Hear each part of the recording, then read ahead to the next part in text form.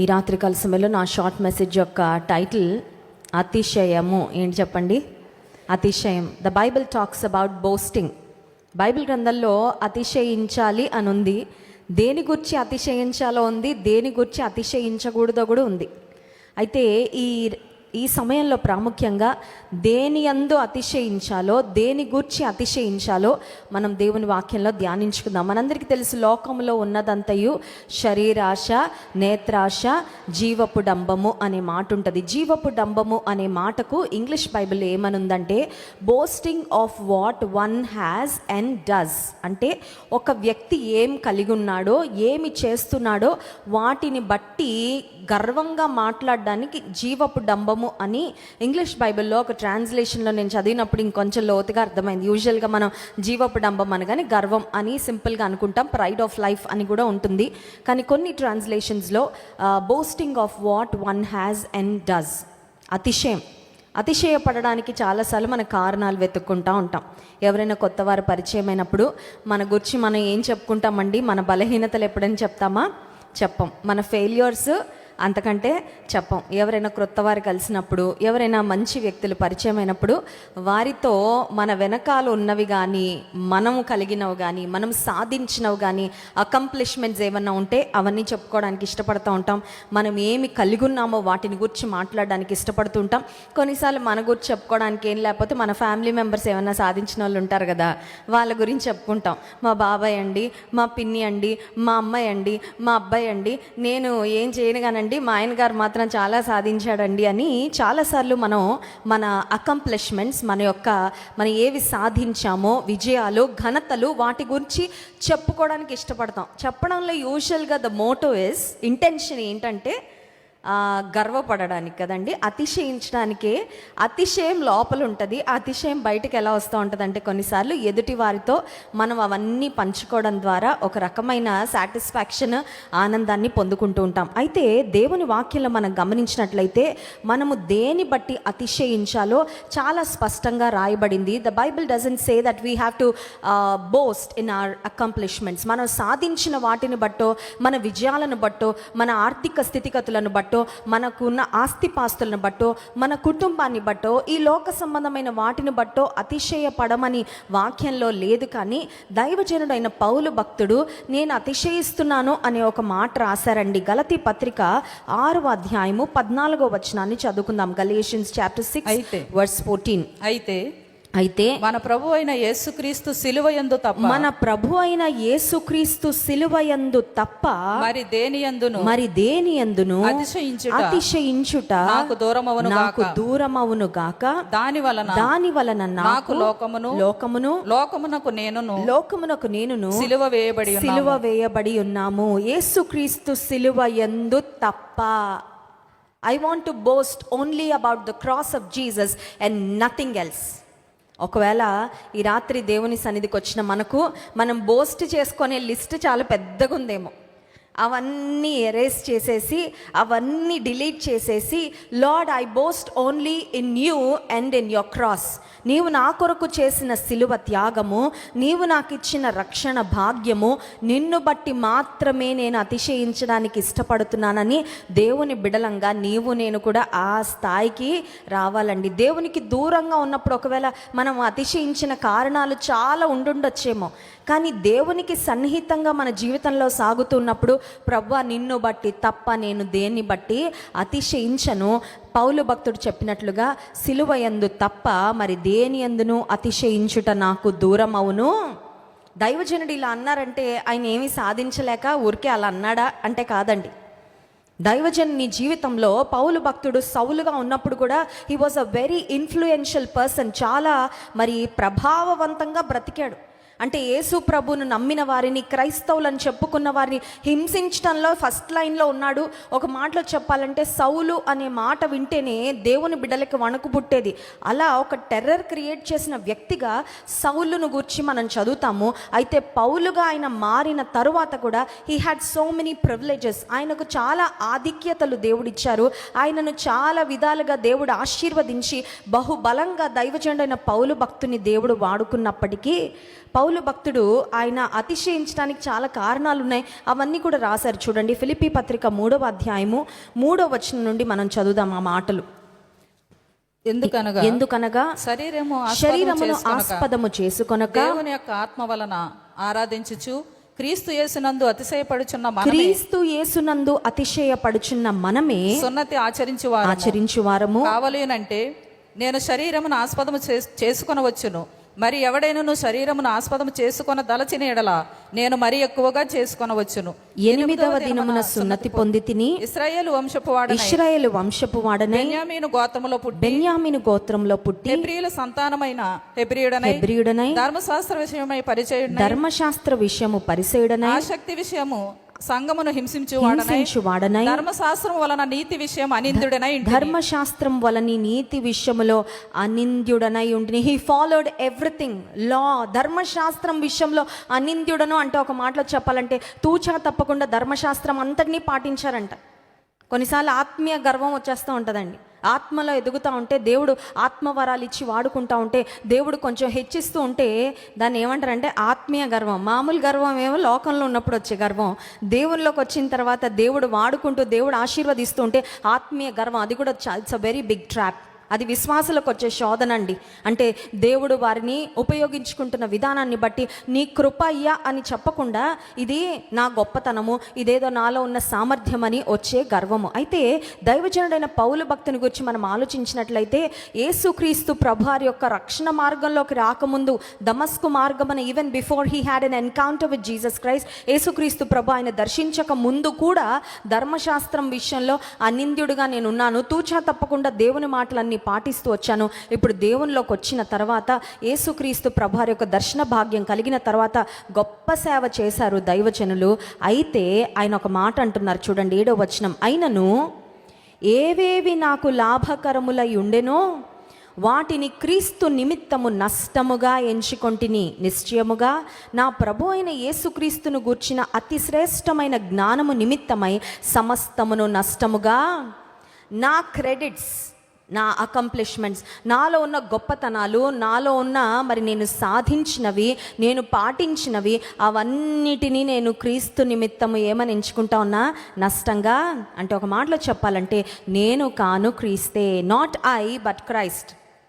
నేను అనేది వచ్చింది అనుకోండి, నేను ఇదిగో ఈ కప్పులు సాధించాను, నేను ఈ మెడల్స్ సాధించాను, నాకు ఈ సర్టిఫికేట్స్ వచ్చాయి, నాకు ఇన్ని అవార్డ్స్ వచ్చాయి, లేకపోతే నేను ఇంత సంపాదించానని చాలాసార్లు నేను నేను నేను అని ఆలోచించుకున్న అంతసేపు మన యొక్క క్రెడిట్స్, మన అకంప్లిష్మెంట్స్, మనం పొందుకున్నవన్నీ ఆలోచించుకుంటూ ఉంటాం. కానీ దైవజనుడు అంటున్నారు, ఏమేమి నాకు లాభకరములై ఉన్నవో వాటన్నిటినీ నేను నష్టముగా, I don't even count them, అంటే వాటిని గురించి నేను పట్టించుకోవాలని కూడా అనుకోవడం లేదు.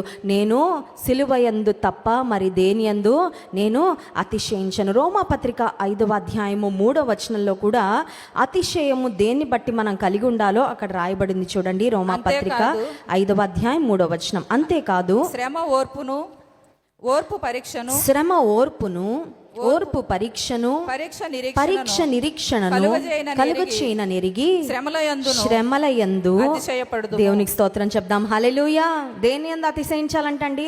ఉద్యోగం వచ్చినప్పుడు అతిశయించాలి, పిల్లలు కలిగినప్పుడు అతిశయించాలి, ఆర్థిక స్థితిగతులు పెరిగినప్పుడు అతిశయించాలి, ఒక మంచి ఇల్లు కట్టుకున్నప్పుడు అతిశయించాలి, ఆరోగ్యంగా ఉన్నప్పుడు మంచి ఆరోగ్యాన్ని బట్టి అతిశయించాలి. అది కాదు వాక్యం చెప్తుంది, శ్రమలయందు అతిశయపడుదము. కానీ చాలాసార్లు మన డిక్షనరీలో శ్రమ అంటేనే మనకు వద్దు కదా, ఆ చాప్టర్ డిలీట్ చేయాలనుకుంటాం కదా, అవునా కాదా అండి? జనవరి 1న దేవుని మందిరానికి వచ్చి చాలామంది చేసుకునే ప్రార్థన ఏంటి తెలుసా? ఈ సంవత్సరంలో ఏ శ్రమ రాకుండా నాకు సహాయం చేయ ప్రభా. డిసెంబర్ 31 నైట్ చేసే ప్రార్థన అది. మంచి ఆశీర్వాద వాగ్దానం. ఇంకెలా ఉండాలంటే ఎక్కడికో వెళ్ళిపోవాలి నా జీవితం, అది కూడా శ్రమలు లేకుండా కదండి.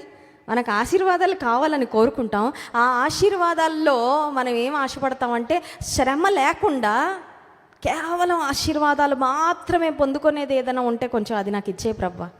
కానీ వాక్యంలో వ్రాయబడింది, శ్రమలయందు అతిశయపడుదము. Why should be boast in our suffering? శ్రమలు ఎందుకు ఆకాంక్షించాలి? శ్రమలలో ఎందుకు అతిశయపడాలి? శ్రమలలో ఎందుకు ఆనందించాలంటే శ్రమ కష్టమే. శ్రమ గుండా వెళ్తున్నప్పుడు నలిగిపోతాం, 53వ అధ్యాయం యెషయా గ్రంథంలో ఒక మాట ఉంటుంది కదా, అతన్ని నలుగగొట్టుటకు యెహోవాకు ఇష్టమాయను. యేసుక్రీస్తు ప్రభువారు నీ కొరకు నా కొరకు నలుగగొట్టబడ్డారు. కొన్నిసార్లు ఆయన నమ్మకంగా వెంబడిస్తున్నప్పుడు విశ్వాస జీవితంలో మనం కూడా కొన్ని రకాలైన పరిస్థితులు గుండా వెళ్తున్నప్పుడు నలుగగొట్టబడిన అనుభవాలు గుండా వెళ్తాం, దేవుడు తీసుకువెళ్తారు. కానీ నలుగగొట్టబడుతున్నప్పుడు ఏడుపు, కన్నీరు, ఒంటరితనము, బాధ ఇవన్నీ కలుగుతున్నప్పుడు ఎలా అతిశయించాలి? ఎందుకు అతిశయించాలంటే the suffering in itself is difficult, but the byproduct, the after effects of suffering is blessing. శ్రమ కష్టమే, కానీ శ్రమల ద్వారా వచ్చే ప్రతిఫలము చాలా గొప్పది. కాబట్టి శ్రమ వలన వచ్చే ప్రతిఫలాన్ని దృష్టిలో పెట్టుకొని నీవు నేను శ్రమల యందు అతిశయపడాలి. దేవుని నామానికి మహిమ కలుగును గాక. హల్లెలూయా. ఇప్పుడు శ్రమల వలన వచ్చే ప్రతిఫలం ఏంటి అని ఆలోచన చేస్తే, శ్రమ ఓర్పును. 4వ వచనం చూడండి. శ్రమల వలన విశ్వాస జీవితంలో ఏం పెరుగుతుందంట? ఒకప్పుడు నాకు అసలు లేదండి ఓర్పు, కానీ ఇప్పుడు చాలా ఓర్పు వచ్చిందా రాలేదా? వచ్చింది, రావాలి కూడా, ఇంకా పెరగాలి ఓర్పు. ఏం పెరగాలండి?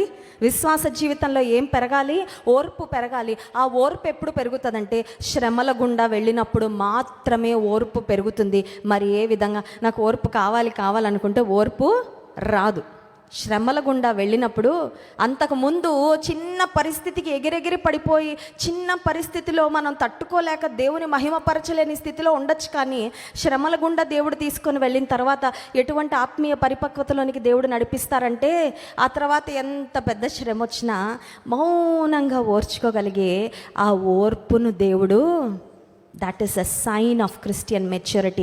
అది శ్రమ వలన వచ్చిన ఆశీర్వాదం అండి. అది శ్రమ వలన వచ్చిన ఆత్మీయమైన పరిపక్వత. శ్రమ ఓర్పును, ఓర్పు పరీక్షను, పరీక్ష నిరీక్షణను కలుగ చేయనని వి గ్రో ఇన్ హోప్. విశ్వాసము, నిరీక్షణ, ప్రేమ 3 శ్రేష్టమైనవే, కానీ 3 గొప్పది ప్రేమ అని 1 కొరింథీ పత్రిక 13వ అధ్యాయంలో మనం చూస్తాం. నిరీక్షణ ఎప్పుడు వస్తుందంటే శ్రమలలో నుండి వెళ్ళినప్పుడే మనము నిరీక్షణ గలవారముగా. బహుశా అన్నీ కంఫర్టబుల్గా ఉంటే పరలోకం గురించి ఆలోచన చేయం కదండి. ఇక్కడ ఎంత బాగుంది ఈ భూమి మీద, ఇంకా ఈ జీవితం ఎప్పటికీ ఇలాగే ఉంటుందేమో అనుకుంటాం. కానీ శ్రమల గుండా వెళ్తున్నప్పుడు మన హృదయంలో ఒక ఆశ కలుగుతుంది. అది ఏంటంటే, ఈ లోకము ఇది కాదయ్యా, నీ నిత్య రాజ్యంలో దుఃఖము, కన్నీరు, వేదన, బాధ లేని ఆ నిత్య రాజ్యంలో నీ ముఖ దర్శనం చేసుకుంటూ, that is what I'm hoping for. అక్కడ నీతో ఉండాలని ఈ లోకంలో నేను ఎదురు చూస్తూ ఉన్నాను. ఆ నిత్య రాజ్యం కొరకు ఎదురు చూస్తూ సిద్ధపడుతూ ఈ లోకంలో శ్రమలలో కూడా నేను సహనము కలిగి ఓర్చుకుంటూ నా సిలువనెత్తుకొని నమ్మకంగా నిన్ను వెంబడిస్తా. శ్రమ ఓర్పును, ఓర్పు పరీక్షను, పరీక్ష నిరీక్షణను పుట్టించును అనే మాట ఉంది. అందుకే మనం దేనిలో అతిశయపడాలంట? ఒకవేళ ఈ సమయంలో దేవుని మందిరానికి వచ్చిన మీరు శ్రమల గుండా వెళ్తున్నారేమో, అతిశయపడండి. ప్రభువా, శ్రమలు గుండా నన్ను పంపించడానికి నన్ను నువ్వు ఎన్నుకున్నావయ్యా, నీకు స్తోత్రాలు. చాలాసార్లు మనం ఏమనుకుంటాం, ఆశీర్వాదాలు వచ్చినప్పుడు నాకే పంపించావు నాయన, నీకు చాలా వందనాలు అని ప్రభువుని స్తుతిస్తాం కదండి. కృతజ్ఞత కూడిక పెట్టుకుంటాము, దేవుని సన్నిధిలో కృతజ్ఞత చెల్లించుకుంటాం. కానీ శ్రమల గుండా వెళ్తున్నట్లయితే దాన్ని బట్టి కూడా ప్రభువును స్తుతించు. Thank you Lord for choosing me. నన్ను ఎన్నుకున్నావయ్యా. ఈ శ్రమల మార్గంలో నువ్వెంతో ప్రేమతో నన్ను పంపిస్తున్నావు. నాకు తెలుసు ఈ శ్రమలు నన్ను నశింపజేయడానికి కాదు, ఈ శ్రమలు నన్ను ఇంకా ఆత్మీయమైన పరిపక్వతలోనికి నడిపించడానికే నువ్వు అనుమతించావు. కనుక శ్రమల యందు నేను అతిశయపడుతున్నాను. ప్రభు నందు తప్ప మరి దేని యందు అతిశయించుట నాకు దూరం అగును గాక అనే మాట కూడా వాక్యంలో మనం గమనిస్తాం. మలాకీ గ్రంథము 3వ అధ్యాయము 2వ వచనంలో దేవాతి దేవుడు ఒక చక్కని మాట రాస్తున్నారు చూడండి. మలాకీ ప్రవక్త ద్వారా, ఆయన వచ్చు దినమును ఎవరు సహింపగలరు? ఆయన అగుపడగా ఎవరు వారవగలరు? ఆయన కంసాలి అగ్ని వంటి వాడు, చాకలివాని సబ్బు వంటి వాడు, వెండిని శోధించి నిర్మలము చేయువాడైనట్లు కూర్చునియుండును. లేవీయుల నీతిని అనుసరించి యెహోవాకు నైవేద్యములు చేయనట్లు వెండి బంగారములను నిర్మలము చేయు రీతిని ఆయన వారి దేవుని నామానికి మహిమ కలుగును గాక. హల్లెలూయా. Because you and I are precious. God is refining us. చెత్తను ఎవరైనా అగ్నిగుండా నిర్మలం చేస్తారండి? చెత్త ఉందనుకోండి, ఫర్ ఎగ్జాంపుల్ గడ్డో లేకపోతే కార్డ్బోర్డ్ బాక్సెస్ ఇలాంటివి ఉన్నాయి, వాటిని ఎవరు శ్రద్ధగా దాన్ని ఇంకా రిఫైన్ చేయాలని ఎప్పుడు అనుకోరు. కానీ విలువైన మెటల్స్, ప్రెషస్ మెటల్స్ కదండి, బంగారము వెండి అనేవి విలువైనవి. వాటిని ఏం చేస్తూ ఉంటారంటే, విలువైన లోహాలు కాబట్టి వాటిని ఒక గోల్డ్ స్మిత్ లేదంటే ఆ సిల్వర్తో పనిచేసే వ్యక్తి ఏం చేస్తారంటే వాటిని అగ్నిలో వేసి వాటిని శుద్ధి చేస్తా. ఒకసారట ఒక వ్యక్తి దేవుని వాక్యంలో ఆయన కంసాలి అగ్ని వంటి వాడు అని రాయబడింది కదా, అసలు ఎగ్జాక్ట్గా కంసాలి వారు ఆ ఆభరణాలతో ఎలా పనిచేస్తారు, ఆ వెండిని ఎలా రిఫైన్ చేస్తారు, బంగారాన్ని ఎలా రిఫైన్ చేస్తారు చూద్దామని ఒక దైవజనుడు ఆసక్తిగా ఒక కంసాలి వాని దగ్గరికి వెళ్ళి కూర్చున్నాడంట. కూర్చుంటే ఆ కంసాలి వాడు ఆల్రెడీ అప్పటికి వర్క్ ప్రారంభించాడు, పని చేస్తూ ఉన్నాడు. ఒక వెండి ముద్దను తీసి అగ్నిలో వేసి ఆ అగ్ని దగ్గర కూర్చున్నాడంట. కూర్చుని దాన్ని ఒక ఫ్లాట్ సర్ఫేస్గా దాన్ని కాలుస్తూ ఉన్నాడండి. కాలుస్తూ ఉంటే ఇప్పుడు ఈ కూర్చుని గమనిస్తున్న దైవజనునికి ఒక ప్రశ్న వచ్చింది. అదేంటంటే, అయ్యా మీరు ఈ వెండిని నిర్మలం చేయడానికి దీన్ని కాలుస్తున్నారు కదా, దీన్ని ఎప్పుడు ఆపి మంటలోండి తీయాలో మీకు ఎలా తెలుస్తుంది అని అడిగారంట. How do you know exactly when to stop that process? అయితే ఆ కంసాలి వాడు ఒక ఆసక్తికరమైన జవాబు చెప్పాడంట. ఆ జవాబు ఏంటంటే, ఆ వెండి పాత్రలో లేదంటే ఆ వెండి వస్తువులో నా ముఖము నాకు కనబడే వరకు దాన్ని కాలుస్తాను. నా ముఖము నాకు కనబడింది అంటే అర్థం ఏంటంటే దానిలో ఉన్న మలినాలు, దానిలో ఉన్న మస్ట్ అంతా బయటకు వెళ్ళిపోయిందని. అప్పుడు ఆపేస్తాను. What if it is heated too much?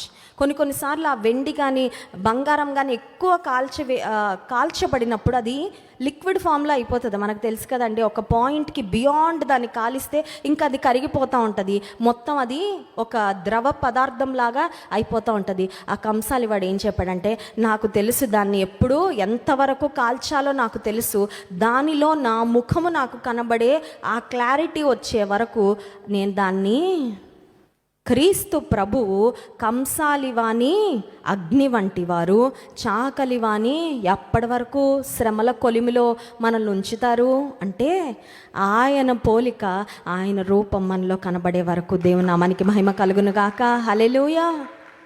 ఇప్పుడు ఏం చేస్తారంటే ఆయన నిర్మలులుగా చేస్తారంట. 3వ వచనం ఆఖరి భాగం చూడండి.